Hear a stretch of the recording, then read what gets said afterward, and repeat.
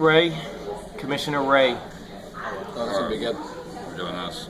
Yeah, no, we're gonna start doing this now for your league too. Figure we'll start doing some media for the baseball league since it is the premier league in all of sports. Okay. Just recently had your third auction draft. How do you think it went? Went pretty well. I mean, teams left a lot of money on the table, which was weird. You might have to speak up. I don't know if anybody can hear you. I don't know. I said teams left a lot of money on the table, which was kind of weird. I thought the bidding would be a little more aggressive. It seemed like everybody had their particular targets. Well, it's funny. It's funny you mentioned that. There were certain guys that the bidding was very aggressive, including especially in the beginning of the draft with guys like Fielder, the big names. They went for a high amount. Yeah, but the strange part was that the teams that picked up these guys early are the teams that ended up with them.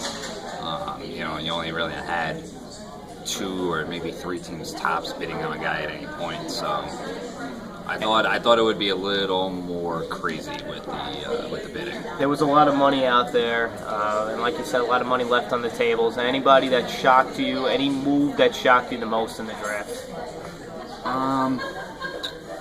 The one move that shocked me the most, obviously Cisco leaving $100 million on the table out of a $260 budget.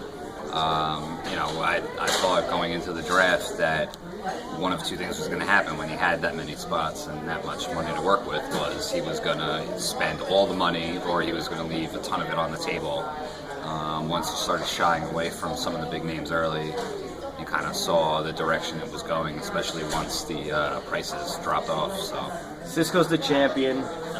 It's hard to criticize him after what he did last year. He's very happy with the draft that he had. How can you be so critical of his draft if he's happy with what he did and he's proven to the league that he knows what he's doing? All the more power to him. Just on the outside, thought he was going to be a little more active with some of the bigger name players when he, had that much money going in, and clearly he could have been, but like we talked to him about it after the fact, and he said these were the guys that he targeted, so he got him for less than he wanted. He had Cruz on his team for 17. Guy was dropped into the draft, went for 28. Miscalculation? Yes and no. Cisco said he tried to trade him to just about everybody, and nobody was willing to give up whatever his asking price was. He said it was like a 2nd or 3rd starting pitcher. I was never asked for a trade, so I can't verify that. Maybe because you didn't have a 2nd or 3rd starting pitcher on your team at that point. Or 4th or 5th, yeah. Right. So you just had a number 1. How do you think you did in your draft? Well, I think I did okay, but obviously I didn't want to get stuck with Verlander at that point, or at that price point. I did like Verlander, so I'm okay with getting him, but obviously once Verlander is on my team and he took up almost half the money I had available, that kind of hamstrung me for the rest of the auction. So, anything you're thinking about doing differently next year after seeing what happened this year in this year's draft? Any changes maybe? No, I think the system is good now. Obviously we have to address the prospect draft, but besides that, I think staying consistent at this point is a little more important than anything else. So, winners and losers? Mike and Pete jumped out at me as the big winners. Mike, spent a ton of money on Fielder and Zimmerman and Gordon and Liriano, but, anytime you add those guys to your team and he had the money to do it, why not? Pete got 2 guys with good prices.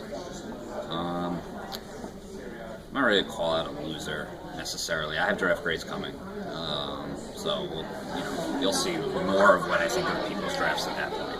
But what do you think? Who goes into the season as the favorite this year? Well, Cisco won, so I'm still going to stick with Cisco. I think there's a pretty defined top tier of teams. To me, it's 4 teams. Want to name them? No, 4 teams know who they are. But after that, every team is bunched up real close. Oh, this should be good right now.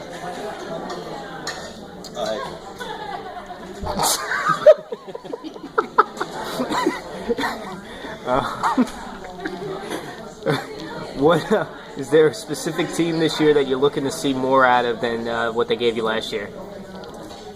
Josh. Josh's team. Josh's team. No, Okay.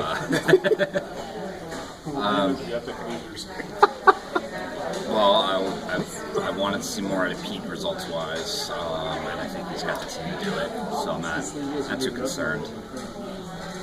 No, I'm not moving up. I want to see more of Dan this year.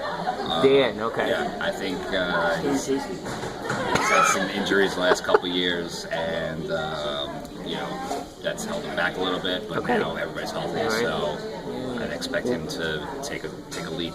You I'd brought see a in- little more from Matt, Okay. because Matt is an awful owner. And Matt was what? He was an awful owner and terrible addition to this league last year. Okay. So I'm hoping that maybe this year he makes it look like an adequate decision at best. You brought in a new owner this year. What are your expectations out of Donnie? I mean, the floor's pretty low. We had Stacy. Floor's low. So, See you, Josh. Hey, see you later, Josh. so as long as he's not trading for youth by May 1st, I think we're in good shape. So, Thank you for your time. Good luck this season. thanks. Sorry And, that the interview got derailed. That's okay. You're doing a good job running the league. Thank you. Thanks.